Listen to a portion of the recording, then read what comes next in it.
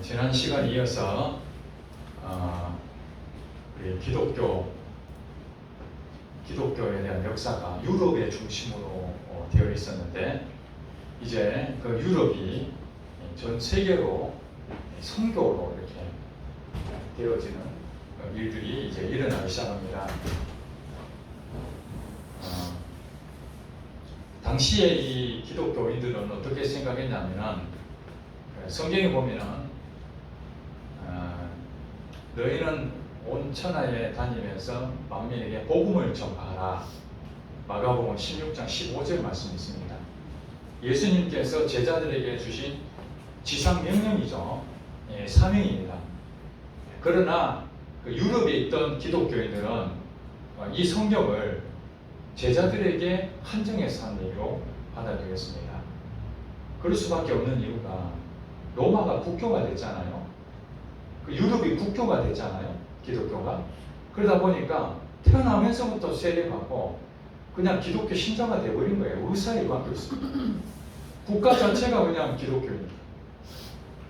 그리고 그들은 당시 문화로 봤을 때 유럽 자체로만 자기들이 한정돼서 세계를 받지, 미국의 존재도 모르고 아프리카, 아시아 이런 부분들은 문물 교환으로 먼 나라에 그런 물건을 판매하는구나. 실크로드 있잖아요. 그게 몽골, 중국 이쪽으로 해서 왕래하는 무역상을 통해서 그 정도 됐지, 그 나라에 대해서 자세하게 알 필요도 없었습니다. 그러니까 예수님 말씀하신 지상 명령, 온 천에 다니며 만민에게 복음을 전파하는 것은 이 사도들에게 한 내용으로 그렇게 이해할 수밖에 없었어요. 그러면서 이제 이 선교라는 부분을 언제부터 그들이 생각하게 됐냐면, 제일 처음에는 교황 중심이었던 서방 로마 카톨릭, 서방 로마 카톨릭이 종교 개혁에 의해서 심각한 교회 간의 분쟁이 생겼잖아요. 그러면서 루터파의 교회, 즉 나라들, 영국 국교회, 또 칼빈 쪽에 관계되는 나라들, 이런 쪽들이 이제 독립을 하게 된 거예요. 그러면서 카톨릭 입장에서는 즉 말해서 교권이 축소가 되는 거죠.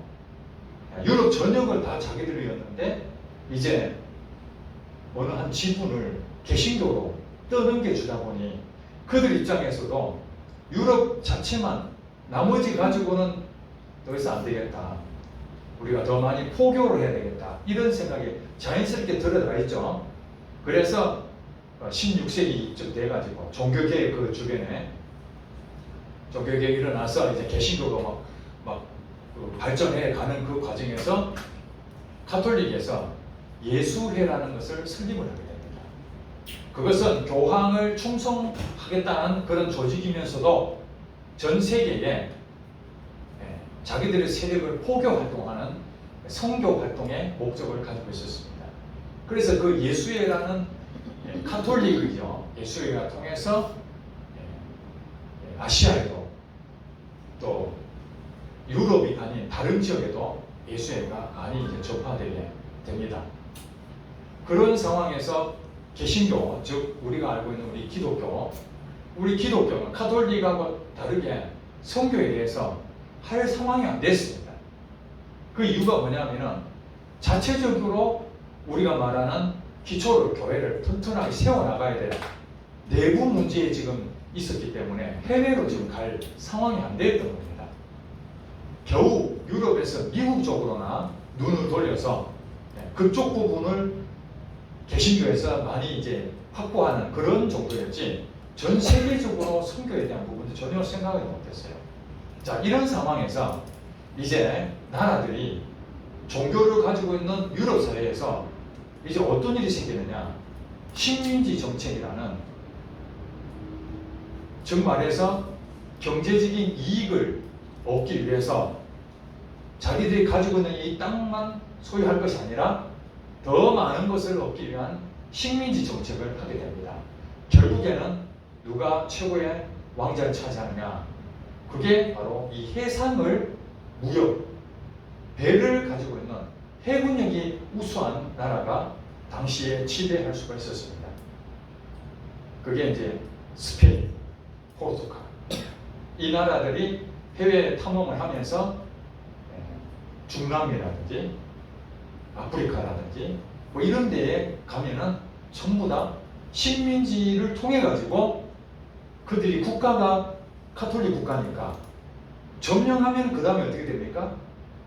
그 나라의 교회들이 같이 들어가 가지고 그 나라를 점령해 버린 겁니다. 식민지가 되는 순간 그 나라의 국교가 종교로 바뀌어 버린 거예요. 그래서 지금 그 중남미 쪽이나 이런데 멕시코, 브라질, 아르헨티나, 우루과이 이런 나라들 대부분 카톨릭이 굉장히 많죠. 지금은 좀 많이 바뀌었지만 옛날에는 거의 카톨릭이었어요. 스페인, 포르투갈에서 전부 다 점령에 대한 그런 데가 많이 있었죠. 그런 상황에서 이제 제국주의가 생기고 식민지 정책이 제국주의잖아요. 땅을 얼마나 더 많이 빼앗느냐 하는 이런 상황에서 자연스럽게 개신교도 이제 우리도 선교해야 되겠다 하는 생각이 들었습니다. 이것이 제자들에게만이 국한된 것이 아니라 오늘 우리들에게도 동일한 하나님의 메시지로 받은 겁니다. 그래서 미국 대각성운동, 영국 존 웨슬리, 독일의 경건주의 이런 걸 통해 가지고 이제 선교에 대한 마인드를 그들이 갖기 시작합니다. 진젠도르프 그들 같이 했었던 모라비안 이 공동체들 있잖아요. 그 모라비안 공동체들도 자체적으로 머물지 아니하고 해외 선교를 대학생 중심으로 엄청나게 많이 수천 명을 선교사로 파송하게 됩니다. 그 사람들이 왜 그렇게 했습니까? 뜨거운 성령의 불이 일어나니까 머무르지 아니하고 타지에 복음을 전해야 되겠다. 영국에서도 복음을 전하고 그 성공에서도 그래서 여러 단체를 만듭니다.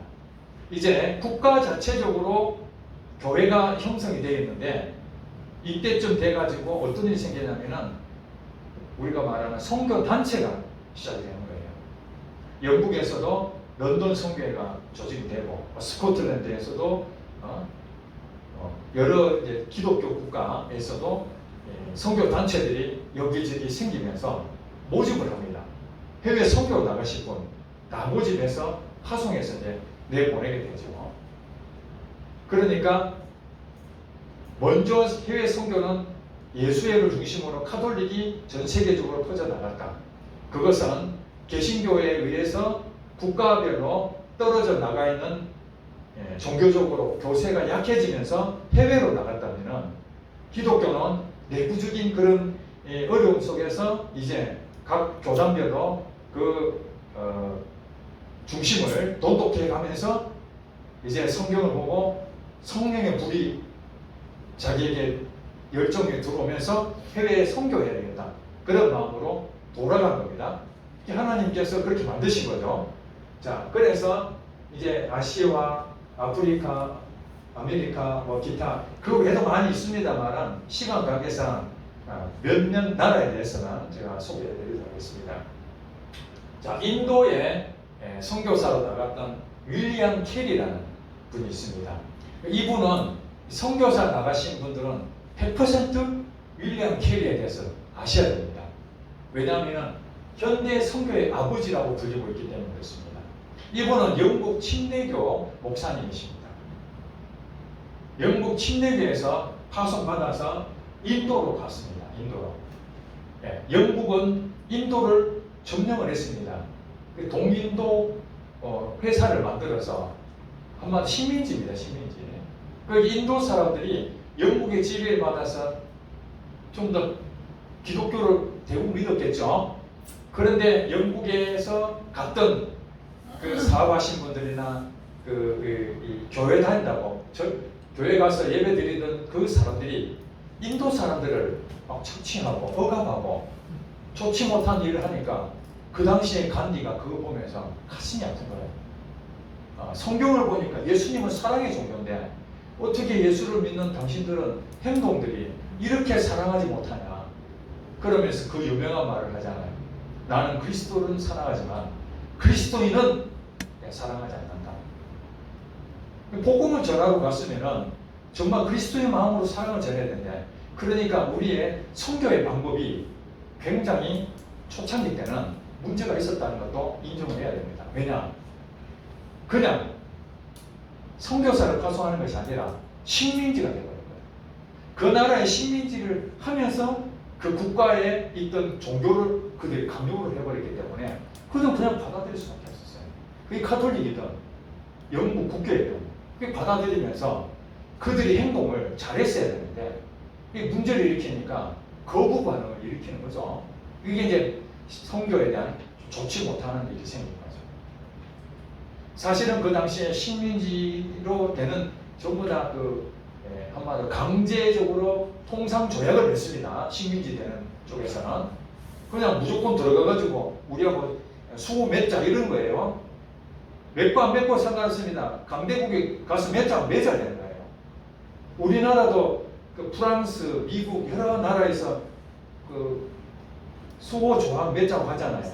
그 흥성대원군께서 끝까지 세국 정책에서 서로 부딪히고 이런 일이 있었지만은, 그런데 일본도 마찬가지입니다. 강제적으로 강화 조약을 맺어야 될 그런 상황이 있는 거죠. 이 약소 국가가 그랬던 거예요. 거기서 들어오는 종교, 그것을 받아들일 수도 있지만은 거부할 수 있는 그런 부분이 있다. 그래 당시에는 식민지 정책으로 인해 가지고 기독교 국가, 즉 카톨릭과 개신교가 그렇게 해서 점령을 많이 했었다. 그러나 이제 시간이 지나면서 선교 단체가 식민지와 관계없이 개별적으로 선교 단체가 파송을 해서 하게 된 것이다. 그래 윌리엄 캐리는 그런 동인도에 대한 그런 부분 때문에 갔지만은 이건 아니다. 이런 식으로 하면 안 된다. 그래서 이 현대 선교의 아버지라고 한 이유가 여러 가지 있습니다만은 그 부족도 있잖아요. 인도에 그냥 한 나라라지만은 굉장히 많잖아요. 인구가 어마어마하잖아요. 그러니까 그 나라 한 나라지만은 족속들이 너무 많아가지고 그것을 하여튼 수십 개의 그 나라 부족에 대한 그것을 성경을 번역을 다 하신 분입니다. 이분이 대단한 분이죠. 한 언어를 하게 됐는데 그 있는 부족들을 전부 다 해가지고 성경을 번역했다는 것은, 이것은 오늘 지금 제가 여러분한테 영어로 막 지금 설명하고 있으면 지금 지기고 지금 죽겠다 이랬을 거 아닙니까? 마찬가지로 성경 번역이 안 됐으면은 얘기해봐야 못 알아듣는 거예요. 성경이 없으니까. 우리나라도 성경이 먼저 들어왔잖아요. 성경 번역을 먼저 했어요. 이 성경 번역이 그 나라에 변화시킬 수 있는 가장 중요한 건데, 윌리엄 캐리는 성경 번역을 했던 분이고, 그 다음에 그 나라의 학교를 설립하고, 그 다음에 사회에 대한 부패를 척결했다는 거예요. 당시에 내용을 보면 이런 내용 나옵니다. 인도 사회에 카스트 제도가 있잖아요. 그 가운데 남편이 죽으면 아내는 같이 묻습니다. 아내도 같이 죽어야 돼. 여러분 빨리 이혼하셔야 되겠죠. 그 당시에 상황에서 남편이 죽으면 같이 죽어야 되는 거예요. 이거는 안 된다. 이래가지고 윌리엄 캐리가 그걸 척결하는 그런 앞장섰다고 합니다. 그리고 윌리엄 캐리를 통해서 이 선교에 소속돼서 후원을 받아야 되는데, 이제 그런 부분들이 원활하지 않으니까 다 취업을 하고, 자비랑 선교, 자급자족하는 거예요. 자비랑 선교. 선교사 파송되면은 후원제 그런 게 필요하잖아요. 근데 어디 소속이 돼 있어야 되는데, 그런 부분에서 모범적으로 자비랑 선교하게끔 그것이 윌리엄 캐리가 모델이 되었다. 그 뒤부터 선교사 나간 사람들은 재정적인 부분에서 자비랑으로 다 후원을 받아서 나가는 한 모델로, 그래서 현대 선교의 아버지라고 부르고 있습니다. 그 다음에 이 중국은, 우리나라 가까운 이 중국은 당나라 시대가 있었어요. 당시 우리나라는 그 삼국 시대가 있었고, 신라와 당나라가 연합해가지고 통일 신화가 되어버렸죠. 예. 그래서 이 당나라 시대 때에 로마의 그때의 우리가 말하는 국교, 로마 카톨릭 국교가 기독교가 국교가 되고 난 다음에 그 다음에 삼위일체 가지고 서로 심각하게 서로 이제 싸운 논쟁이 있었던 거지. 그래서 에베소 공의에서 그 두 파에 대해서 이단으로 규정됐던 네스토리우스라는 그 사람, 네스토리우스파라고 합니다. 그 사람들이 사실은 큰 문제가 있는 건 아니었는데 우리가 말하는 정상적으로 서로 논쟁하는 그 시간이 와야 되는데 이 사람 좀 늦게 왔어요. 늦게 와서 먼저 왔던 사람들 일방적으로 우리가 맞다고 끝내버렸어요. 그리고 늦게 온 그 네스토리우스파를 이단으로 정죄해버렸어요. 정죄했다는 얘기는 파면했다는 얘기입니다. 근데 그들이 갈 데가 없어서 요르단으로 갔다가 동방 쪽으로 흘러갔다. 거기에서 이 중국에는 네스토리우스파 기독교를 경교라고 불렀답니다. 경교. 그래서 이 경교가 당나라에 전파돼서 당나라 한 200년 동안 당나라의 국교가 됐다. 당나라 때. 그러니까 그 당시에 교회도 굉장히 많이 세워졌었다고요. 중국 자체로. 그러다가 시간이 흐르면서 이제 점차 그 쇠퇴해가지고 다 이제 없어질 거예요. 이 당나라가 결국엔 통일신라 시대하고 서로 교류를 하면서 우리나라 유적을 이렇게 보니까 경주에 십자가 돌로 만든 형상과 성모 마리아 그 형상 그런 부분들이 일부 유물들이 남아있다라는 걸 볼 때에 아마 당나라하고의 교류하면서 거기에 있는 물건들을 가져왔지 않았겠느냐. 물론 여기서 기독교인 됐다라는 그 내용은 없습니다. 이 불교잖아, 불교. 그렇기 때문에 그 유물들을 괜찮아서 가져왔을 수는 있지만 그렇다고 다 믿었다. 그런 건 아닌 것 같아요. 아무튼 중국에는 당나라 시대에 기독교가 들어간 적이 있었고 그 다음에 16세기에 예수의 말이죠. 카톨릭 거기서 중국이 들어갔습니다. 중국에는 이게 그 문물교류에 대해서 동방에서는 최고로 큰 시장입니다. 그 중국 사람들이 과거에 굉장히 손기술이 좋았던 것 같아요. 비단 이런 것도 팔고 그러면서 이 마테오 리치라는 사람이 예수의 소속의 사람이었는데 이 사람이 여기 들어가가지고 중국에 들어가서 서양의 문물들을 전달을 많이 했습니다. 필요한 것들 그 천체라든지 여러 가지 것들을 여기 전달하고 그 다음에 이 마테오 리치는 공자 사상 있잖아요. 그 당시 중국의 공자, 유가 사상 그것을 서양에다가 학문을 전달한 그 역할을 마테오 리치가 양쪽의 부분을 두루 했던 사람으로 마테오 리치라는 사람이 중국에서 선교를 한 적이 있습니다. 그러다가 여기도 이제 시간이 좀 흘러서 이제 개신교가 들어가게 됐는데 그 유명하신 허드슨 테일러라는 사람이 침례교 목사님이신데 이분이 거의 한 40~50년 동안 중국에 들어가서 보통 보면 중국의 바깥에 황구 도시를 대부분 배를 타고 가니까 당시 바깥에 이렇게 선교하는 경우 대부분인데 이분은 중국 내지 성교를 창설했다는 얘기가 뭐냐면 중국 본토로 들어간 거예요. 땅 안쪽으로 들어갔다는 얘기는 뭐냐면은 이게 완전 숲이 우거지고 사람이 많이 살지도 않고 위험한 거예요. 위험한. 그 내지 선교회를 창설해서 중국 전역을 그렇게 들어가서 선교를 하셨는데 이분이 중국 옷을 다 입고 중국 사람처럼 살았다는 거예요. 중국 언어도 하고 뭐 중국 음식도 먹고 얼마든지 할 수 있지만은 이 사람은 중국인이 돼서 그냥 그렇게 선교하신 아주 유명하신 분입니다. 허드슨 테일러. 그리고 이제 요 이후로 1800년대 후반이니까 요때 중국에 굉장히 많은 기독교인들이 많이 있었습니다. 그러면서 여러분 잘 아시는 워치만이 아시죠? 지방교회 대표적인 분인데 워치만, 우리나라도 굉장히 큰 영향을 끼쳤던 워치만이 이런 사람들이 중국에서 복음을 다 받아들이고 그러다가 이제 국가적으로 공산주의를 그들이 하잖아요, 그죠?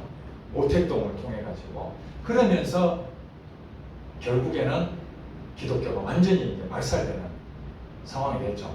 그 이후에는 이제 지하교회가 지금 한 1억 명 정도 된다고 그래요, 지금은. 그리고 삼자교회라는 공식적인 정부가 인정하는, 중국 정부가 인정하는, 왜냐하면 그들은 인권이라든지 종교에 대한 자유함을 서방에서 계속 요구하니까 우리도 종교가 있다. 자, 기독교가 있어. 삼자교회라고 만들어 놓고 우리 기독교에서 중요한 구원이라든지 하나님에 대한 부분에 대해서 다 일부는 다 제하고 자기가 필요한 것들만 삼자교회로 만들어서 지금 하고 있다고 합니다. 자, 일본은 지난번에 말씀드렸지만 여기도 마찬가지 16세기에 중국처럼 예수회에서 선교를 하게 됩니다.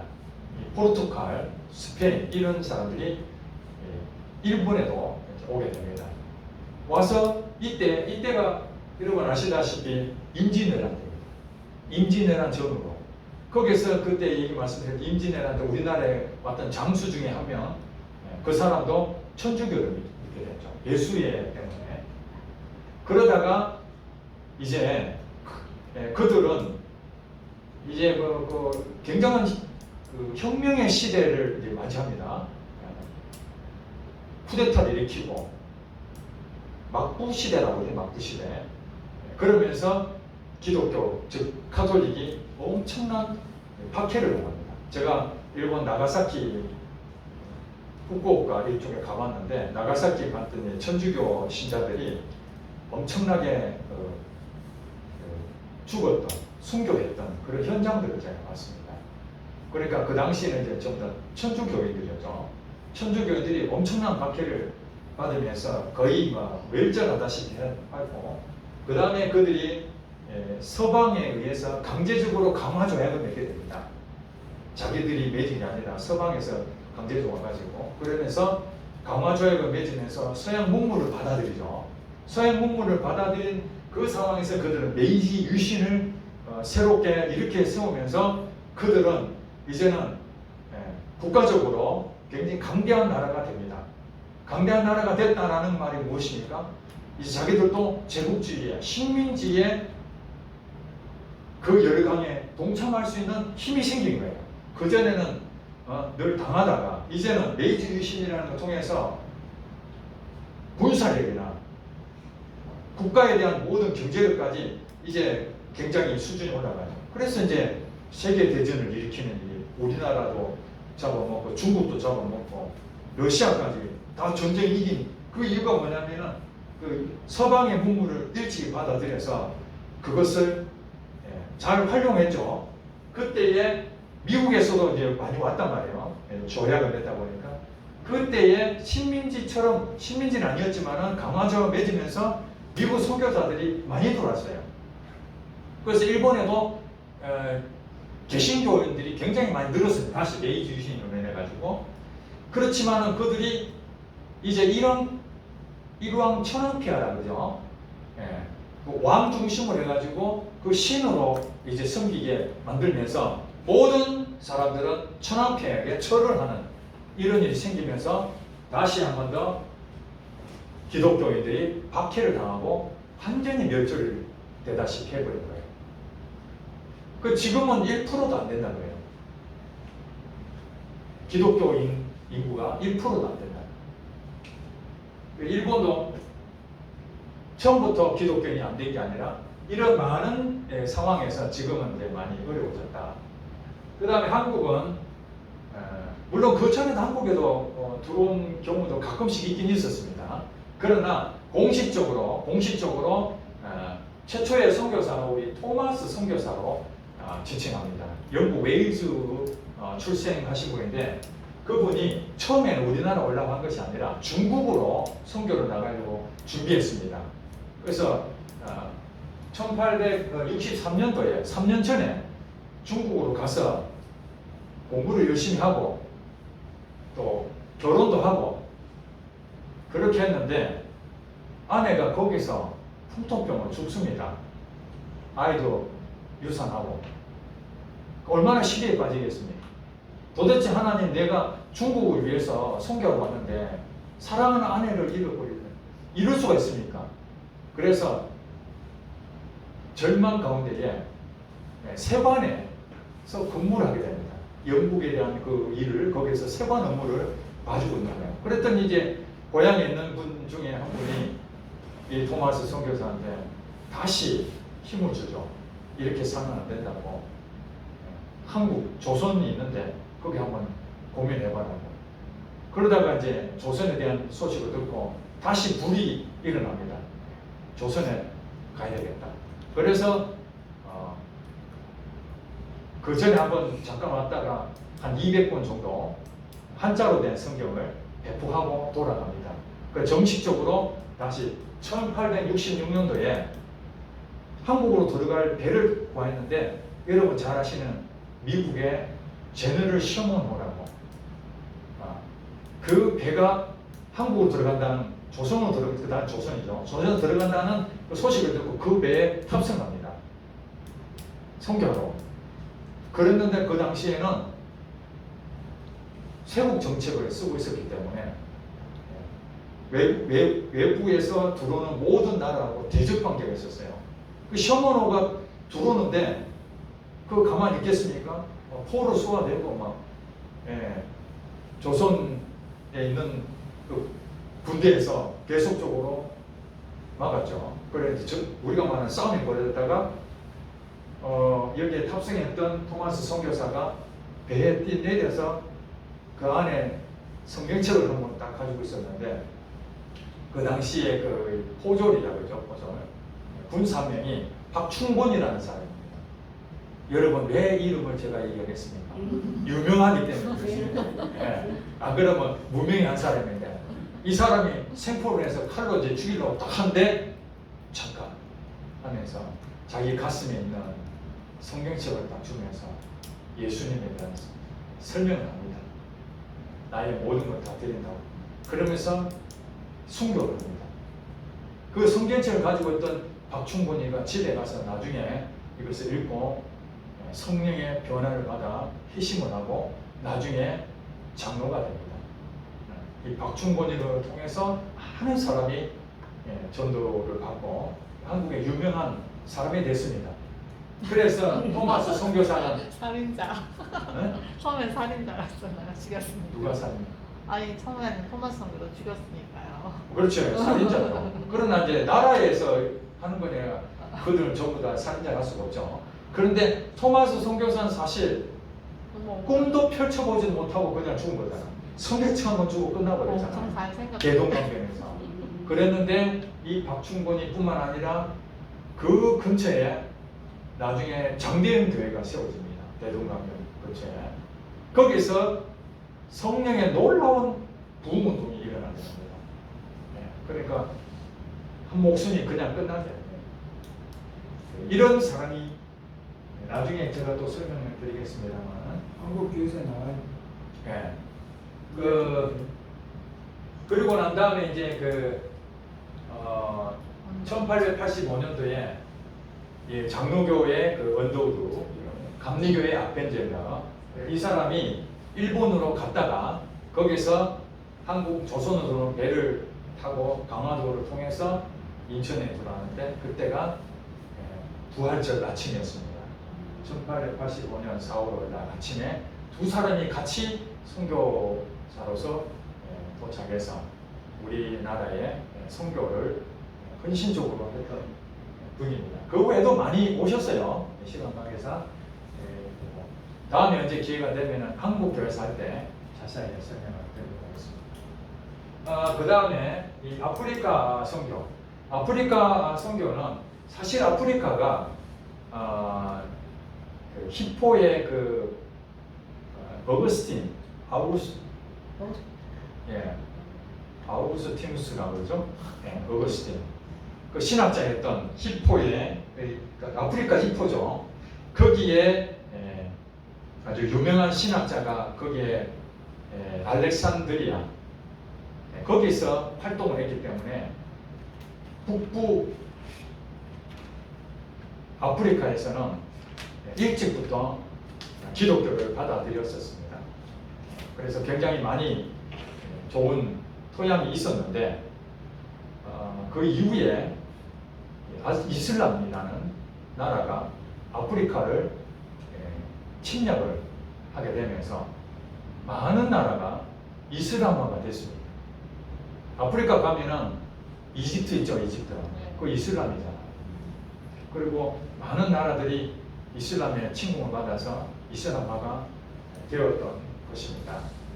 그러나 또 영국과 프랑스와 독일과 벨기에가 19세기쯤에 이제 이슬람이 점점 이제 쇠퇴하고 난 뒤에 다시 영국, 프랑스, 독일, 벨기에 이 나라들이 그 제국주의, 식민지화하면서 아프리카를 전부 다 이제 장악하게 되죠. 그러면서 뭐 하겠습니까? 노예들을 많이 끌고 간 거죠. 그래서 대부분 이게 카톨릭이나 영국 국교회나 성공회나 그 다음에 루터파 이런 사람들이 아프리카에 가서 선교를 많이 하고 있었다. 그 중에 한 분이 리빙스턴이라고 많이 들어보셨죠? 탐험가 리빙스턴. 이분이 런던 선교회에서 파송한 선교사였어요. 이분이 비즈니스맨입니다. 그냥 선교만 하는 것이 아니라 비즈니스하는. 그래서 리빙스턴은 한 곳에 머무르지 않고 아프리카 전역을 다니면서 그 있던 지리적으로 또 뭐 여러 가지 필요한 것들을 전부 다 그것을 정보를 가지고 영국에다가 다 보내주면 영국에서는 신문에 아프리카에 지금 이런 일들이 일어나는 것들을 전부 다 보면서 굉장히 그 충격을 받았던 겁니다. 아프리카에 리빙스턴이 큰 역할을 한 겁니다. 아프리카도 그냥 이런 식으로 미개인 게 아니다. 아프리카도 얼마든지 발전 가능한 나라다 하면서 아프리카를 굉장히 좋은 이미지로 소개하면서 노예제도 폐지하에 굉장히 큰 공헌을 했습니다. 그렇잖아요. 미개인이고 뭐 짐승같이 보였던 그 사람들을 리빙스턴이 가서 끊임없이 노예로 삼을 정도 아니다. 인격이 있다. 이렇게 그 나라가 괜찮은 나라라는 것을 계속 소개함으로써 그런 영향을 크게 미치게 되죠. 그 다음에 아메리카는 북아메리카 있고 남아메리카 있죠. 그 다음 가운데가 중남미. 그렇게. 북아메리카는 카나다와 미국, 중남미는 이제 멕시코,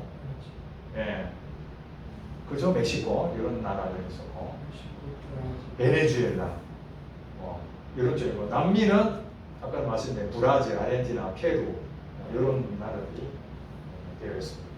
자, 중남미, 스페인, 포르투갈이 탐험하면서 미국도 신대륙을 발견했지만은 이제 그 밑에 중남미 이런 쪽도 남미까지 전부 다 스페인, 포르투갈의 식민 지배로 카톨릭화가 되었습니다. 그리고 북미 쪽에는 이 원주민들이 당시 사실은 많이 살고 있었죠. 그 원주민들에 대한 부분에서 이 존 엘리엇이라는 청교도 선교사가 이 원주민들을 대상으로 기도 공동체를 이렇게 만듭니다. 즉 말해서 그들을 영혼을 살리기 위해서 같이 공동체 생활하는 거죠. 선교사가 원주민들.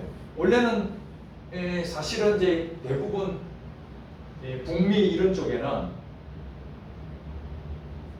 카나다와 미국 이런 쪽에는 이민 왔던 사람들끼리 같이 이렇게 교제 나누지 원주민들은 쳐다도 안 본 거예요.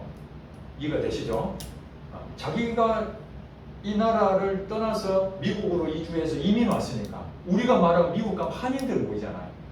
한인들 모이는 것처럼 자기 나라 이렇게 와가지고 자기들끼리 서로 교회 세우고 이랬지 원주민하고는 사실은 교제가 별로 없었던 거예요. 그런데 이 존 엘리엇이라는 사람이 청교도 선교사인데 원주민들 대상으로 사실은 선교를 했다는 거예요. 여기서 존 엘리엇 하니까 여러분 야 어디서 많이 들어봤는데 헷갈리는 사람 있죠? 짐 엘리엇이 있습니다. 짐 엘리엇. 이 존 엘리엇은 1600년대 사람이고 짐 엘리엇이라는 사람은 1900년대 사람입니다. 불과 몇십 년 전에 그분은 하나님의 부르심을 받고 그 에콰도르라는 한 부족의 선교하러 5명이 같이 비행기 타고 거기 갑니다. 갔는데 그 원시인 그 원주민들은 미션 영화 본 사람 이게 미션. 미션. 그래 그들이 오는 것을 환영하지 않는 거죠. 남자도 오면 외부 세력은 다 죽여버립니다. 그런데 이게 짐 엘리엇과 함께했던 5명이 그들 똑같습니다. 도착하자마자 다 죽임을 당합니다.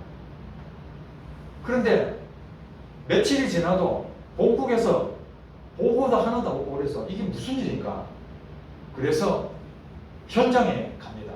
갔더니 5명이 그 시체들이 널브러져 있는 거예요. 현장에 왔더니 거기 보니까 같이 가져갔던 총도 있었던 거예요. 총 한 발 안 쏘고 그냥 목숨을 버린 거죠. 그래서 거기서 난리 났습니다. 개죽음을 했다. 이 청년들 5명이 이러면 되겠느냐 해가지고 광분하고 신문에 막 난리 났는데 그의 아내였던 짐 엘리엇 엘리자베스가 그러지 마라. 이 사람이 죽은 게 아니다. 자기 자신이 이렇게 죽기를 바라고 했던 거다 하면서 10년 전에 썼던 일기를 보여준 거예요. 하나님에 대한 열정으로 내가 오래 살고 싶지 않다. 내 복음을 전하는 죽어야 되겠다. 그런 마음으로 죽었기 때문에 우리가 가겠다. 남편이 다 못하고 우리 가겠다 해서 5명의 부인들이 다시 비행기 타고 그 현장 갑니다. 그랬는데 그 추장이 딱 와서 죽일 수가 없어요. 왜냐하면 그 나라 그 부족 법이 여자들은 죽이면 안 된다. 남자들은 죽여야 된다. 여자들은 죽이면 안 된다. 그래서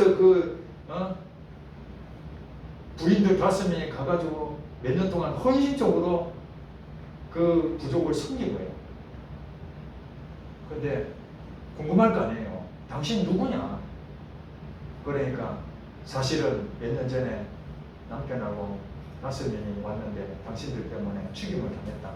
그의 부인이다. 근데 왜 우리한테 다시 왔느냐? 당신을 사랑하러 왔다. 예수님의 사랑으로. 그래서 그 추장을 비롯해서 그 온 부족이 다 예수를 영접했다는 놀라운 사건이 있었습니다. 그 사람이 짐 엘리엇이라는 사람입니다. 그게 우리나라의 토마스 선교사와 똑같은 거죠. 그냥 도착하자마자 죽었어요. 그게 개죽음이 아니라는 거예요. 하나님은. 거기서 우리가 말하는 윌리엄 캐리나 허드슨 테일러처럼 몇십 년 동안 복음을 전할 수 있는 그런 일을 시키시긴 하지만 때로는 현장에서 바로 도착하자마자 개죽음처럼 보이지만 그 씨앗이 우리나라도 어마어마한 그런 그 씨앗의 순교의 피가 오늘 한국 교회에 지금 2018년도 현재 27.5%란대요. 기독교 인구가. 이렇게 된 것도 그 순교의 피로 그렇게 된 거지 않습니까? 그리고 모라비안 교도들도 이 원주민들에게 직접 들어가서 하는데 이들은 말씀드렸잖아요. 진젠도르프의 후에 들어가서 그 열정으로 그 전부터 선교를 했는데 이제 원주민들하고 같이 살아버리는 거예요. 그냥 살 뿐만 아니라 결혼도 같이 해버려요. 국제결혼. 여러분 할 수 있겠어요? 우리는 우리끼리 살고 자기끼리 전도는 할 수 있지만은 이들은 한숨 더 뜨는 거야. 우리 아이하고 너희 아이하고 그냥 같이 결혼시켜버리는 거예요. 혼혈이 돼, 혼혈. 모라비안 교도의 그 마음이 얼마나 대단했겠습니까? 오죽하면 존 웨슬리가 충격을 받았겠어요. 하나님은 그런 불을 받는 사람을 통해서 역사하시는 거예요, 지금. 아멘.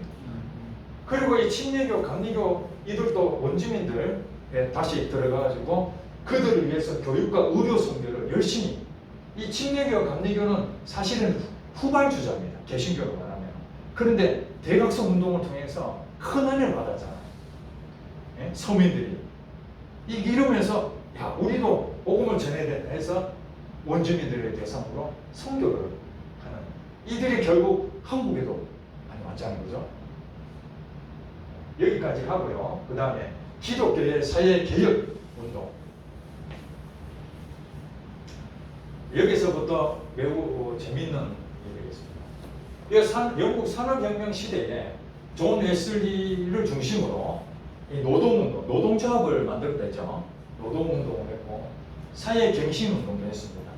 그리고 교도소, 술 주정뱅이들 여러 가지 가정의 문제들 있는 것들을 이 존 웨슬리는 그냥 교회에 대한 어떤 것 하는 것이 아니라 소그룹을 만들어서 12명이 한 구역을 만들어가지고 그 12명이 예배도 드리고 교도소도 방문하고 헌금을 하면 그 돈 가지고 고아원도 찾아가서 구제도 하고 이런 일들을 작은 교회처럼 했던 것이 나중에는 감리교가 됐지만은 웨슬리가 했던 일들입니다.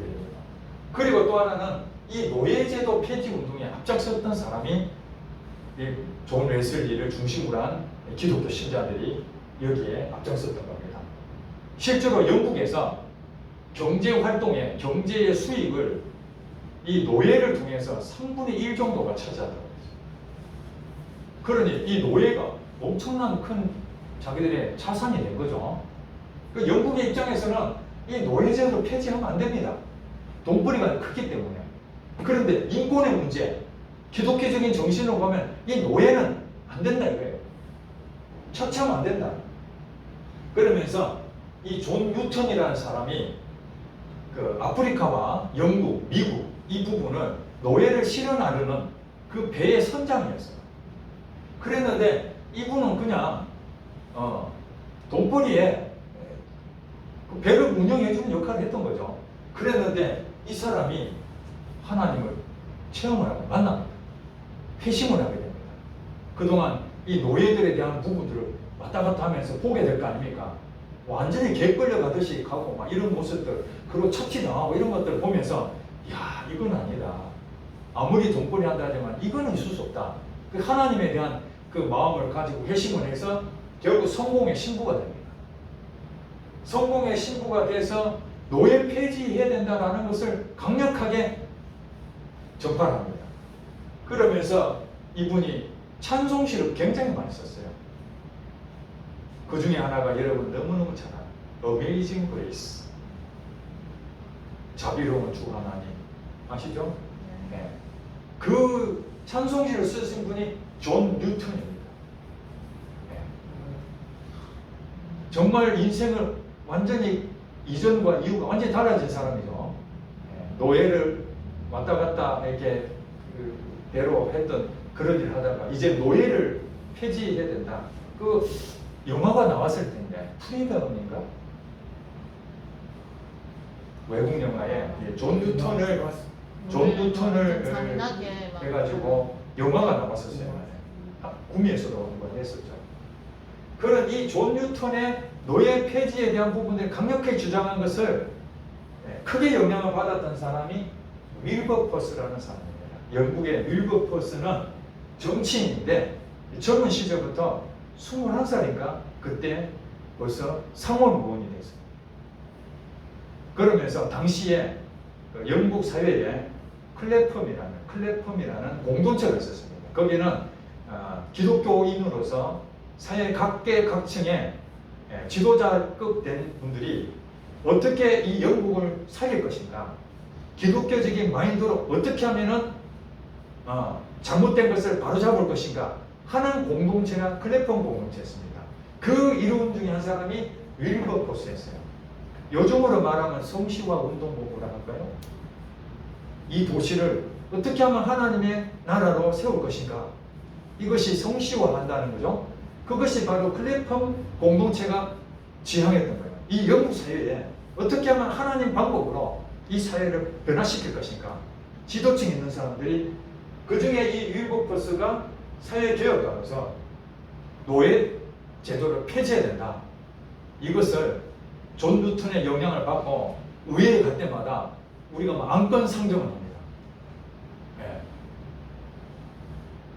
그러나 여러분 아시다시피 그 있는 정치인들은 노예 제도를 통해 가지고 수익이 엄청난 수익이 나는데 그걸 어떻게 포기할 수 있겠습니까? 그래서 계속 번번이 거절. 그래도 이 사람은 죽을 때까지 노예제도 폐지를 위해서 끝까지 노예제도 폐지를 하고, 그런데 노예제도 폐지 통과되는 거 못 보고 죽습니다. 안타깝게도 수십 년 동안 싸우다가 결국에는 죽는데, 이 사람이 죽고 3일 뒤에 영국 노예제도 폐지가 법으로 통과됐습니다. 3일 뒤에. 자기 눈으로는 보지는 못했지만 끝까지 하나님의 마음으로 그것을 싸웠는데, 이 정치인은 이렇게 되는 거예요. 그죠? 정치라는 게 뭐겠습니까? 사회가 바르게 하는 것이 정치잖아요. 그 모델이 바로 윌버포스라는 사람입니다. 지금도 윌버포스 하면 영국에서는 참 어떻게 말하면 존경한 정치인이 되는 거죠. 오늘 기독교, 우리나라의 기독교인 중에 정치인들이 국회 3분의 1 정도 된다는데 좀 윌버포스 좀 본받았으면 좋겠어요. 그렇죠? 서로 당 뭐 이렇게 하지 말고. 그런데 영국에서만 그런 게 아니고 영국에 영향을 받았던 미국도 마찬가지로 거기에 많은 식민지가 왔거든요.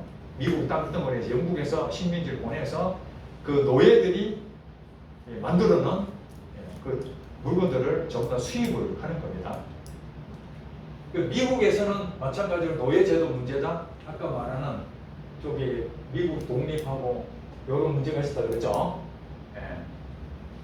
이제 사회 경신에 대한 2차 대각성 운동이 일어나면서 미국이 폭발적으로 부인이 증가하고, 사회 문제가 뭐냐면은 노예 폐지에 대해서 영국도 저렇게 하는데 우리도 노예를 폐지해야 된다 하는 여론이 굉장히 형성되기 시작합니다. 그때 북부의 대통령으로 후보가 링컨이 나오게 되죠. 몇 번 떨어집니다. 제가 알고 있기로는 주지사부터 17번 떨어졌다고 합니다. 계속 떨어지는 거예요. 그런데도 끝까지 링컨이 북부에 대한 부분을 남북 전쟁을 일으키는 빌미가 됐던 것이 노예 제도를 폐지해야 된다라는 것을 내가 대통령이 되면은 주장하겠다는 것입니다. 결국에는 대통령이 되어버렸어요. 그러니까 이제는 링컨 대통령이 노예 제도를 폐지한다는 법령을 내려내니까 이 남부에 있었던 사람들은 난 동의 못한다. 왜 그런 일이 생겼느냐? 북부에는 이 청교도들이 중심이 있었어요. 북쪽에는 개신교가 상당히 세력이 많았던 반면에, 물론 북쪽이나 남쪽이나 다 똑같은 것이지만 세력적으로 봤을 때, 그리고 그 북쪽에는 이 공업적인 기계적인 이런 부분들이 좀 발달되었다면은 남쪽에는 농장이 많이 형성이 됐었어요. 농장을 하려면은 인부들이 필요할 거 아닙니까? 그 인부들을 어디서 공급하겠습니까? 아프리카에서 다 공급을 한 거예요. 그러니까 남부 쪽에는 대부분 식민지로서 노예들이 대거 수입해서 그게 많이 있었기 때문에, 만약에 노예제도를 폐지하게 된다면 남쪽에 있는 농장은 이 초토화가 되는 거예요. 사람을 쓸 데가 없어요. 북쪽보다 남쪽이 엄청난 피해를 보는 거예요. 거기서 어쩔 수 없이 노예제도를 폐지 반대를 남부가 하게 된 거죠. 남부는 성공에 영국 국교회가 중심이 대부분 그 세력이 많았고, 북쪽에는 청교도가 중심이 많았고, 물론 말씀드렸다시피 침례교나 감리교나 장로교나 남쪽도 있고 북쪽도 있고 이런 부분이 있었지만, 이 일로 인해서 이제 교단도 분열이 되는, 남북 전쟁을 통해서 분열이 되는 그런 일이 생겼고, 결국에는 5년간의 남북 전쟁 끝에 북부가 승리를 하게 됩니다. 노예제도가 다 폐지가 됐습니다. 물론 노예제도가 폐지됐다 해서 뭐 인권이 보장되고 뭐 이런 거라면 더 많은 시간이 또 필요하죠. 흑인들에 대한, 여성에 대한 부분들에 대해서 여전히 문제가 있죠. 그러나 노예 자체로 하는 것은 법적으로 금지가 되었다는 것. 이것이 어떻게 해서 일어나게 되느냐. 하나님께서 우리 기독교인들을 통해서 사회 개혁을 운동할 수 있도록 인도해 나갔다. 그 사람들을 마음에 불을 지펴서 그랬다고 생각이 됩니다. 이제 마지막으로 한번 마치겠습니다. 남북 전쟁 이후에 어떤 변화들이 있었느냐.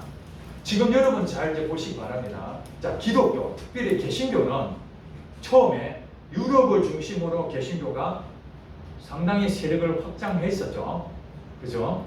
그 중심이 독일, 영국, 스위스, 스코틀랜드 이런 정도였다면은 이제 영국은 한때는 해가 지지 않는 나라로 어마어마한 식민지로 한마디로 세계에 영국으로 다 도배했다 해도 과언이 아닐 정도로. 왜냐하면은 해상의 전투력으로는 영국이 최고였습니다. 당시 프랑스도 이 프랑스 대혁명으로 일어나고 그 다음에 나폴레옹이 정권을 잡습니다. 그래도 영국이 결국에는 프랑스를 이기고 전 세계를 차지하는 나라가 됐습니다. 자, 이런 영국에 대한 부분들이 영국 성공회가 되는 거죠. 그러니까 영국이 차지했다면 가는 곳마다 성공회라는 부분들이 많이 확대가 됐는데 이제 그 세력에서 미국이 독립전쟁에서 이겼죠. 영국은 이겼잖아요. 그러니까 자연스럽게 영국의 산업혁명이 일어나고 해가 지지 않는 나라도 했지만은 시간이 지나면서 그 패권이 어디로 넘어가냐면 미국으로 넘어가기 시작합니다. 이게 경제적인 모든 강국에 미국으로 전부 다 넘어가면서 영국이 해가 지지 않는 나라에서 전부 다 나라들이 독립하기 시작합니다. 다시 옛날로 돌아가는 거죠, 영국이. 자, 그러니까 기독교도 어디 쪽으로 이전하겠습니까? 영국에서 미국으로 전부 다 이제 가게 됩니다. 그래서 교단들이 여기저기 생겼던 것이 다 미국으로 넘어가서 미국에서 전 세계로 다시 교단이 다 퍼져나가는 거죠. 우리 한국도 미국을 통해서 오는 거죠. 이런 거지. 자, 남북 전쟁 이후에 나타나는 한 그 분파가 있었는데 그게 이제 세대주의라는 분파가 있었습니다. 세대주의가 뭐냐? 거기에 중심된 사람들이 플리머스 형제단이라고 있었는데 이들은 영국 성공회에 반대했던 사람이에요. 주축이. 왜냐하면 영국 성공회가 영국 국교회로 돼 있었잖아요. 그러면서 실제로 껍데기는 카톨릭을 따왔고 감독으로 그 다음에 알맹이는 개신교 프로테스탄트 그 내용을 가져왔어요. 그러니까 제도적으로 보면은 대부분 다 성직자들은 이렇게 가운을 다 입고 거룩한 모습 이런 것들이 형식적인 부분이 많잖아요.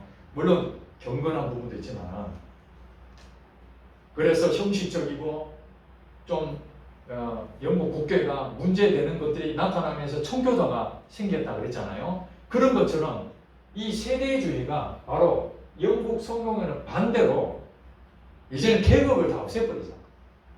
한마디로 말해서 목사님, 장로님, 성도님 이거 다 없애버려요.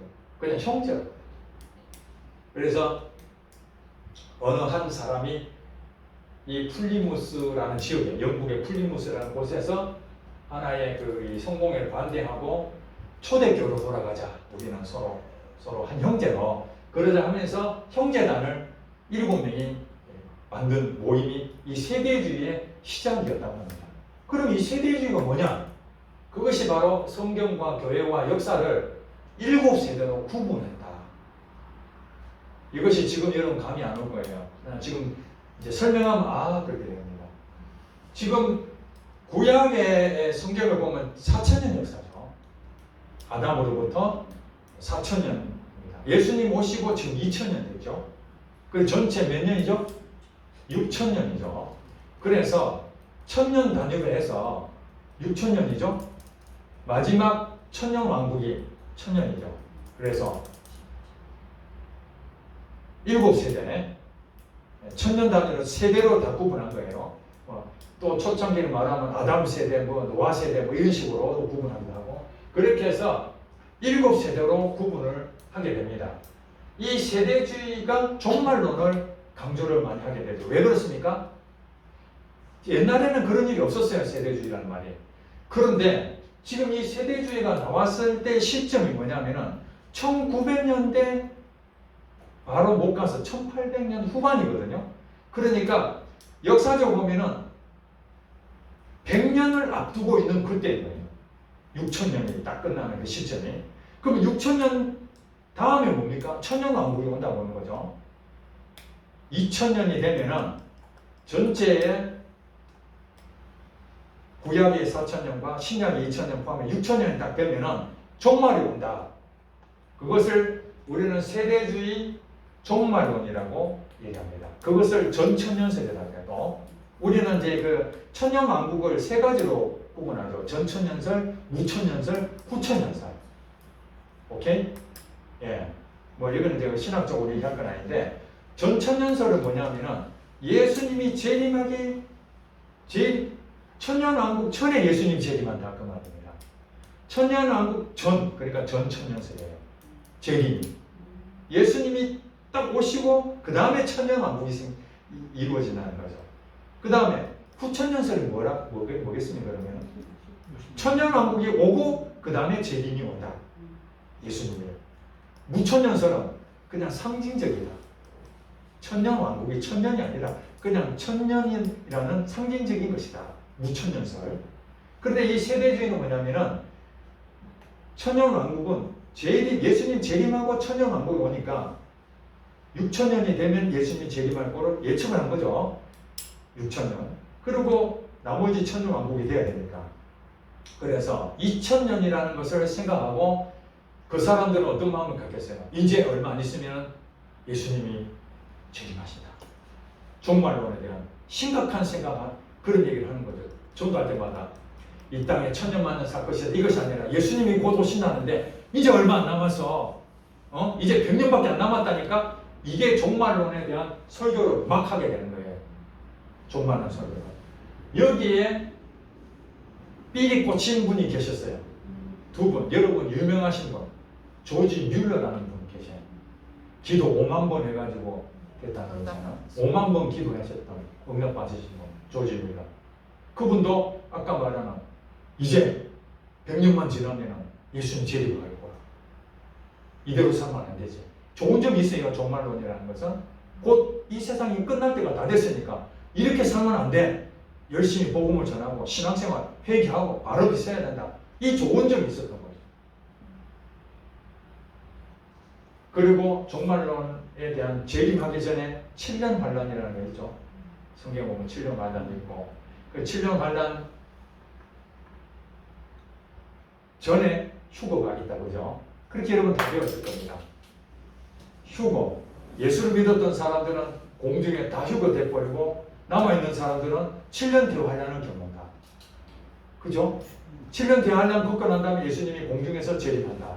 그리고 천년왕국 들어간다. 이렇게 다 배웠어요, 옛날에. 저도 청년 때 배웠어요. 그렇게 해서 우리나라에 다미 선교회가 조직이 됐습니다. 생각해보니까, 야, 2000년이 다 돼가네. 1992년 10월 28일. 계산을 한 거예요. 7년 전 딱 계산하니까 1992년 10월 28일 날 딱 답이 나온 거예요. 7년 전. 요때 휴거하고 나머지 7년 환란 당하고 2000년에 예수님 재림한다. 오케이? 다 모여. 그래서 다 모여가지고 이제 휴거를 한다고. 전 세계 공영방송에서 우리나라에서 중계방송 12시 딱 했습니다. 기자들이 와가지고 지금 이제 휴거되는 모습을 찍는다고 난리 났습니다. 아무도 일어나지 않았던 거죠. 휴거 다 안 되고 나오면서 죄송합니다 하고 나오고 이런 일이 있었어요. 그게 왜 그래요? 전형적인 세대주의 종말론 사상, 전천년설. 그러나 좋은 점이 있었어요. 우리에게 뭘 얘기하는 겁니까? 이대로 살면 안 된다. 바르게 살아야 된다. 그래서 조지 뮬러도 그렇게 생각했던 것처럼 여러분 잘 아시는 D.L. 무디라는 사람도 유명한 부흥사인데 그 세대주의에 대한 부분들을 받아들이고 설교할 때마다 예수님 재림이 얼마 안 남았다. 이렇게 살면 안 된다. 회개하라. 이렇게 했던 것이죠. 그러나 이 세대주의가 극단적인 종말론 사상으로 인해가지고 우리 한국에도 외국에도 2000년 되면 전부 다 이제 예수님 재림한다 해서 재림주가 막 나타나게 되고 종말론 사상이 다 변질돼가지고 지금은 거의 흔적 도시 사라지기도 하고 또 문자적으로 해석을 합니다. 이 세대주의는 다 문자적으로 이제 종말이 일어나면은 유럽과 이 12나라가 다 통합하면은 적그리스도가 생겨가지고 그런 얘기 많이 들었죠.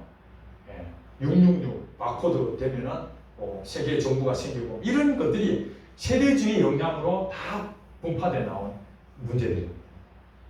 우리나라도 그런 부분들을 종말로 저희 한동안 그런 것들이 세대주의로 인해서 부작용들. 그러나 사실 종말에 대한 소망은 가져야 됩니다. 잘못된 것들은 우리가 배척해야 되지만 예수님이 언제 오실지 모르는 거예요. 그러니까 우리는 종말에 대한 사상을 가지고 있어야 되지만은 극단적인 종말론 사상 이거는 경계해야 된다. 그리고 영국의 캐직 사경회라고 있는데 이건 1875년도에 영국 성공회 목사님들이 모여서 성경적 성결의 정진을 위한 그리스도의 모임을 만들었습니다. 이 성결 운동을 해야 된다. 이 한 단체로서 이 캐직 사경회가 영국에 시작했지만 미국 전 세계 우리나라도 캐직 사경회의 그 영향을 받아서 큰 세력은 아니지만 지금도 이 성결 운동에 대한 부분들을 하고 있다고 합니다. 그 다음에 영적 회복 운동.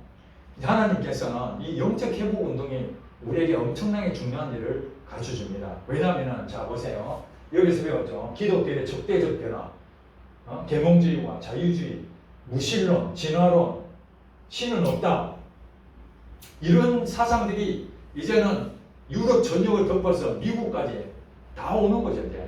그러니까 신학교에서도 이 자유주의 신학에 대한 부분들을 이제 당연하게 받아들이고 진화론에 대해서도 이제 당연하게 받아들이는 이런 상황이 막 오기 시작한 거예요. 그럴 때 하나님께서는 악한 영이 역사를 그런 식으로 끌고 가지만 하나님은 또 반대적으로 이런 영적 회복 운동을 또 일으키신다는 거예요. 그 중에 아마 제레마이어 람피어리라는 사람이 있습니다.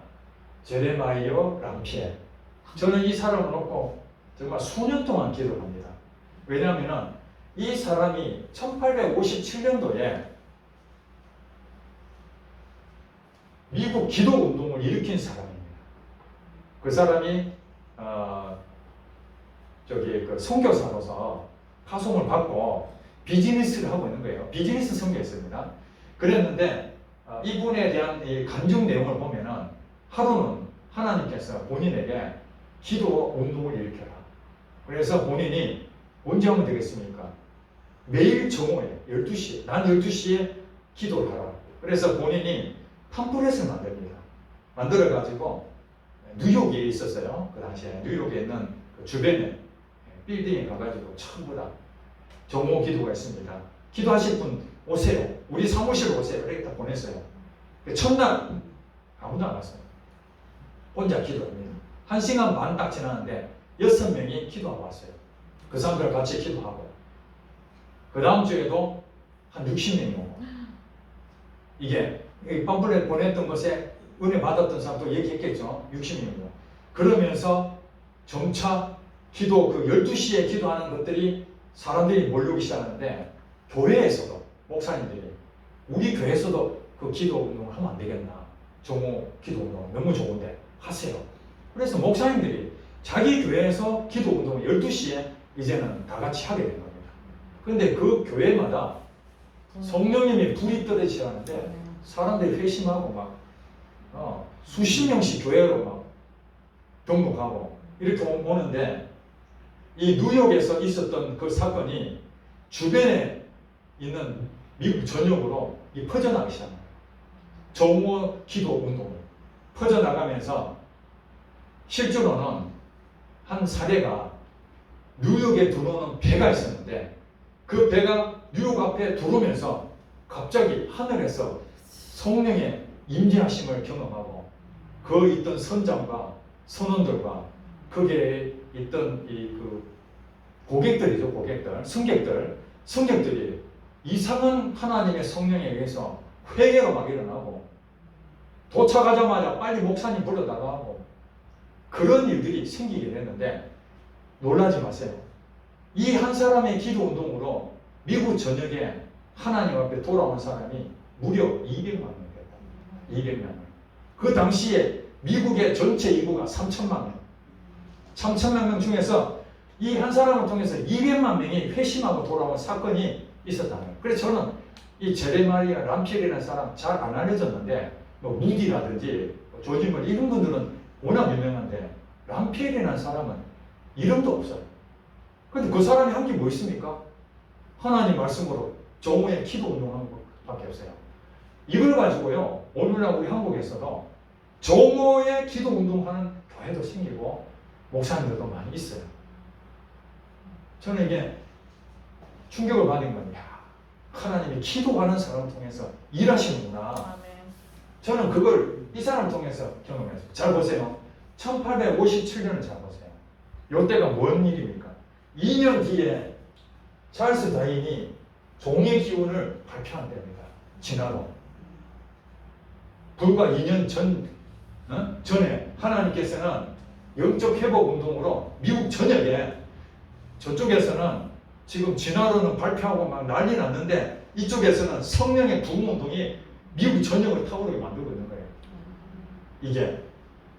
그리고 난 다음에 여기 스펄전이라는 설교 최고 잘하시는 분이 설교자를 왕자로 부르는 이분이 갔다 그러면 그냥 눈물을 펑펑 쏟는 조나단 에드워 같은 사람, 조지 히필더 같은 사람이에요. 전역에 다니면서 집회하는데 무디도 마찬가지입니다. 무디도 생키라는 사람 들어보셨어요? 생키는 노래를 잘하는 사람입니다. 찬송을 복음성가, 여러분들이 지금 있는 복음성가들이 대부분 그때에 생키가 작곡하고 작사했던 그 내용을 무디가 순회하면서 그 수많은 극장들 있잖아요. 극장들. 우리가 말하는 뭐 쇼하는 그런 극장들을 빌려가지고 하는데 그게 수만 명이 들어가면 생키가 앞에 나오면 찬양이랍니다. 찬양과 경배를 생키가 그때 벌써 끝났습니다. 찬양으로 은혜를 다 하고 무디가 나와서 설교하면 그 은혜 안 받을 사람 누가 있겠습니까? 그래서 팜플렛을 붙여놓습니다. 무슨 극장, 무디 선생, 부흥 집회. 그러면 사람들이 야 집회한다 빨리 가보자. 갔다 그러면 회심하고 극장들이 다 폐쇄하고 교회로 바뀌고 이런 역사들이 미국에서 막 그냥 일어나기 시작하는 거예요. 그 중에 한 사람이 스펄전도 영국 침례교 목사님이신데 설교로는 탁월하게 성령의 역사심으로 변화되는 그 일에 쓰임을 받았습니다. 그래서 목회자가 되신 분들은 이 스펄전 목사님에 대해서 설교를 얼마나 잘하는지 그에 대해서 굉장히 많은 얘기를 들었을 것입니다. 그리고 이제 요것만을 마칩니다. 오순절 성령 운동이 일어납니다. 이것도 굉장한 사건입니다. 뭐 여러 가지 그 부흥 운동이 있는데 그 중에 세 가지만 말씀드리고 마치겠습니다. 1904년도에 웨일즈, 즉 영국 가르비에 웨일즈가 있습니다. 그게 누가 왔었죠? 토마스 선교사도 웨일즈 출생이죠. 네. 그 이후에 1904년도 웨일즈에 이반 로버츠라는 이건 알고 있어야 됩니다. 이반 로버츠. 그 사람은 광부였어요. 광부. 석탄을 캐는 사람이었어요. 이 젊은 청년인데 이 사람이 기도하다가 하나님이 성령이 임한 거예요. 어떤 기도냐면 하나님 지금 이 나라가 바르게 영적으로 회복되기를 원합니다. 성령의 부흥이 일어나기를 원합니다. 우리나라도 부흥을 주세요 하고 10년 동안 기도해요. 이 목사가 아닙니다. 그냥 성도입니다. 광부였어요. 10년 딱 되었는 해에 하나님께서 기도 운동을 해라. 똑같이 람피엘처럼 그런 마음을 준 거예요. 그리고 담임 목사 찾아가 목사님 제가 기도 운동을 좀 해야 되는데 목사님 시간 주세요. 그리고 그 목사님한테 시간 얻어가지고 그 있는 사람들한테 기도 운동할 때 남아야 했는데 10몇 명이 남았어요. 그 사람을 통해서 매일 이반 호버츠가 기도 운동의 중심이 돼서 기도하고 말씀도 전하고 이러면서 6개월 만에 웨일즈에 6개월 만에 10만 명이 회심하고 들어갑니다. 지금 몇 명 안 되잖아요. 10만 명이면 엄청난 겁니다. 웨일즈에. 그것을 우리는 웨일즈 대부흥운동이라고 그렇게 말합니다. 그것을 듣고 영국이고 미국이고 깜짝 놀래죠. 야, 웨일즈에 성령의 불이 임했다네. 이런 소식이 들어갑니다. 그런데 미국에서도 여러분 영국과 미국이 굉장히 밀접해요. 미국에서도 어떤 일이 있었느냐.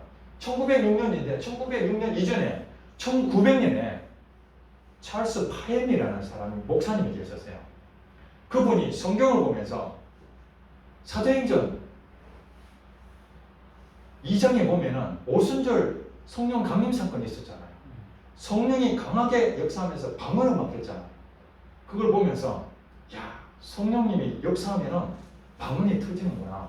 그래서 찰스 파엠 목사님이 사람들 모아놓고 이제 얘기를 한 거예요. 초대교회에 오순절날 성령이 이렇게 강림해서 방언을 했다는데 우리도 한번 해보자. 그 당시에 방언은 할 수 있는 상황이 아니었던 거죠. 한번 해보자 했더니 사람들이 동참해가지고 실조를 했더니 방언이 막 터지시는 거예요. 그러니까 어떤 일이 생깁니까? 주변에는 소문이 막 될 거 아닙니까? 한쪽에서는 뭐 이상한 짓 하지만 할 것이고 파엠 목사는 이것을 성령 세례로 본 거예요.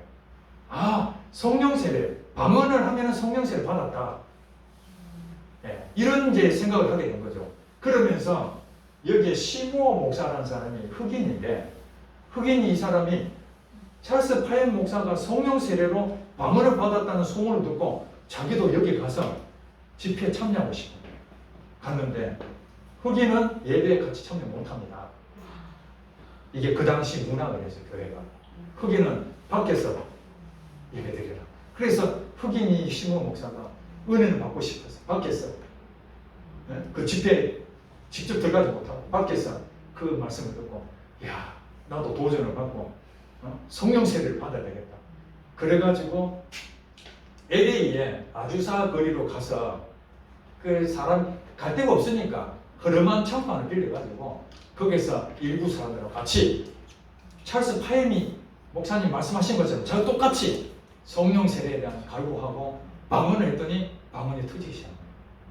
이러면서 사람들이 몰려오기 시작하는데 소문이 나가지고요. 그래서 이게 이제 미국 아주사 대부흥운동이라고 합니다. 마치 웨일즈 부흥운동처럼 이 시무와 흑인 목사를 통해서 찰스 파엠이 불을 질렀다면은 그 폭발하게 만든 사람이 이 시무와 목사입니다. 그래서 지금도 아주사에 대한 대부흥운동 몇 주년 뭐 이런 식으로 해서 미국에서 크게 뭐 기념대회도 열고 할 정도로 미국에서는 대단한 부흥운동이었습니다. 이걸로 인해 가지고 전 세계로 막 그냥 퍼져나가면서 이 이제 오순절날 일어났다고 해서 오순절 파가 생기게 된 겁니다. 이게 순복음 해가지고 한국의 순복음 교회가 이 오순절파의 한 부분이죠. 네. 그 다음에 그 역할에 또 1907년도에 요게 이제 일어나기 전에 1903년도에 원산에서 북한 원산에서 여자들 여성들의 그 성경 모임이 있었는데 그 선교사였던 하디라는 감리교의 선교사님 계셨어요. 그분을 강사로 초청했어요. 와서 좀 집회에 강의 좀 해달라. 자기는 존경받는 사람이에요. 선교사니까. 이 하디 선교사는 이 조선인들에 대해서 굉장히 미개하다고 생각한 거예요. 그랬는데 그날도 미개한 이 조선인들을 깨우쳐 주려고 갔다가 성령의 강력한 역사심으로 거기에서 내가 얼마나 교만한 놈이었는지 거기에서 회개를 하게 됩니다. 이게 원산 하디 선교사의 회개 운동이 거기에서 그 사람들 앞에서 내가 교만했고 내가 백인 우월주의, 미국 성교의 우월주의 뭐 이런 것들 때문에 너희들을 무시했고 이런 것들을 다 고백하면서 거기서 엄청난 회개 역사가 일어납니다. 그러면서 이 일들에 대해서 하디 선교사에 대한 그것을 좀 더 우리가 집중해서 어떤 기도 운동을 하자 해서 쭉 퍼져나가면서 1906년도에 이 길손주 목사가 담임하고 있던 평양 장대인 교회도 기도 운동을 하게 됩니다. 그 하디 선교사 영향으로 전국이 기도 운동에 불이 막 지펴지기 시작하면서 길손주 목사도 장대인 교회에서 기도 운동을 하다가 1907년도 신년 첫 주부터 부흥사경회를 개최하게 됩니다. 그때에 길손주 목사가 하나님의 성령의 강력하신 역사심으로 자기가 친구 죽을 때 돈을 맡겼는데 그 돈을 자기가 가져가 버린 거예요. 요걸 줘야 되는데 유언했던 그 친구 것을 그냥 자기가 가져가 버렸어요. 그게 생각나서 회개합니다. 여러분, 내가 목사지만 그 절친한 친구의 돈을 내가 갈취했습니다. 내가 잘못했습니다. 하고 회개를 다 했더니 그 앉아있는 성도들이 일어나더니 저도 잘못했습니다. 나도 뭐 소금 쳤습니다. 뭐 다붕 쳤습니다. 이런 얘기들을 하면서 거기서 평양 장대인 교회에서 회개운동이 일어나게 되면서 평양 대부흥운동이 그때부터 시작이 돼서 우리나라에 소수의 사람이었지만은 그 평양 대부흥운동으로 수많은 사람들이 회심하고, 여기도 마찬가지로 술 먹었던 끊어버리고, 도박도 끊어버리고 오직 예수밖에 없다. 이런 사람들이 많이 나타나고 신학교도 생기고, 아시죠? 전국적으로 이제 교회에 불이 붙여진 때가 바로 평양 대부흥운동으로 됐다. 이러한 하나님께서는 1904년, 1906년, 1907년 동시다발적으로 전 세계에서 폭발적인 성령운동이 일어나게 함으로써 이성으로만 가지고 무의식, 그 다음에 하나님은 없다. 종교가 무슨 필요 있느냐? 마르크스가 한 것처럼 종교는 민중의 아편이다. 종교라는 것 때문에 자기가 그냥 삶의 활력을 가지고 있지 아무 효력도 없는 아편 정도밖에 안 돼. 그렇게 여겼던 하나님의 성령이 실제로 우리에게 역사함으로써 어떻게 변화되냐, 사회가 변화되고 인간이 변화되는 이런 일들이 발생한 사건이 불과 100여 년 전에 일어나게 됐고, 오늘 우리 한국교회뿐만 아니라 전 세계적으로 여전히 지금 자유주의 신화 또 무신론, 진화론, 수많은 우리 교회를 적대시하고 세속화되는 그런 상황에서도 지금도 성령운동은 유효하고 있고, 그 성령운동은 중심이 기도가 있다. 다들 기도를 통해서 보세요. 이거 길손주 목사도 기도했죠. 이반 노버치 기도했죠. 시모 목사도 기도했죠. 람피어도 기도했죠. 기도 없이는 성령의 역사가 없다는 것이 확인된 거예요. 그래서 오늘 우리 한국교회 저와 여러분들은 이런 부흥운동이 과거로 끝난 것이 아니라 이게 뭐예요? 성령님께서는 이때만 역사한 것이 아니라 언제 또 일어날지 모른다. 근데 이분들은 전부 다 사모했다는 거예요. 10년 동안 기도하고 람피어도 오랫동안 기도하고 계속 기도했더니 하나님께서 때가 되면 하늘에 창을 여시고 성령과 능력을 기름부터 부으셔서 마귀로 눌린 저들을 구원하시는 역사가 오늘 우리에게 있을 줄 믿습니다. 아멘. 이상 마치겠습니다.